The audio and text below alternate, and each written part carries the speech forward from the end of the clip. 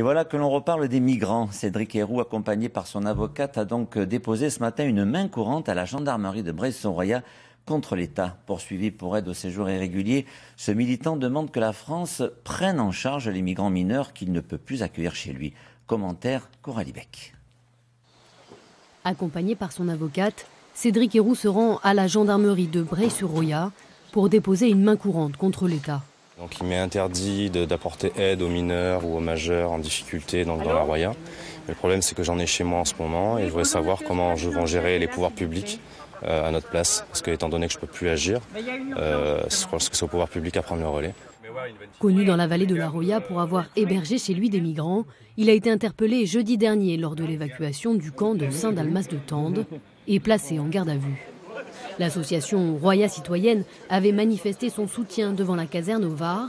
Le militant, libéré samedi, est placé sous contrôle judiciaire.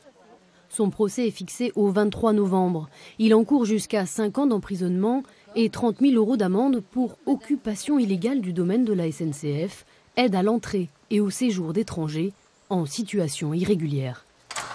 Et puis toujours concernant les migrants, rappelons que c'est demain que commence le démantèlement de la jungle de Calais dans le Nord. Plus de 6 000 migrants vont être évacués dans 280 lieux différents du territoire national. La commune de Grandbois dans le Vaucluse accueillera pour sa part une trentaine d'exilés, une perspective qui sur place fait polémique entre les pour et les contre. Reportage Jacques Bertolotti, Francis Di Cesare.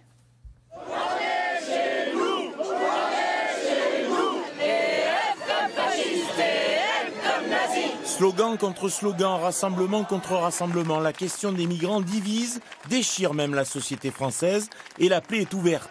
Derrière Marion Maréchal Le Pen, une centaine de militants FN, venus dire un non définitif aux migrants de Calais, dans le sud Luberon. Argument économique et souverainiste à l'appui. Face à eux, 250 membres d'associations citoyennes et de partis de gauche. Dialogue impossible.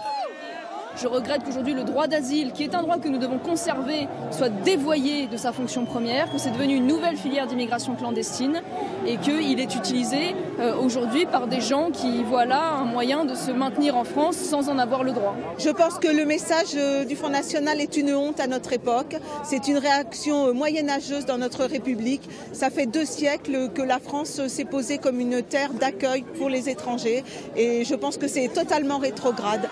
Un bout de rempart et 80 gendarmes mobiles pour éviter tout débordement. Cela n'a pas empêché les invectives et les provocations d'être bien au rendez-vous. Et contrairement à eux, nous avons le respect de manifester, le respect de la liberté d'expression, le droit de protester contre cette politique folle de répartition des migrants de Calais dans notre département et partout en France.